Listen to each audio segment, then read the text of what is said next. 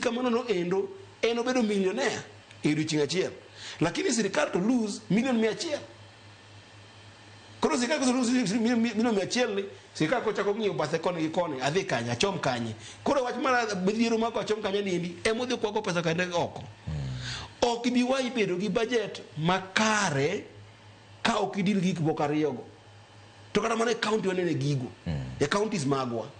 Mibadhi mar choko pesa ses mag county.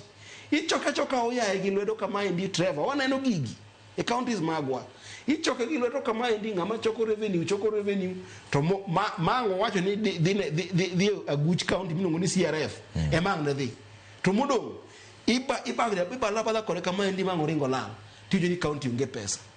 Koro gik moko ariyogo eko ka budget policy statement mari oko address kaka minister to onge gimitimo. Kech budget ma next year pod bo dhi mana ang'owa, pod bo dhi mana 5 trillion tidwaro mondo ikaw trillion achiel. Nikech pok igeng'o gima kethore gieki.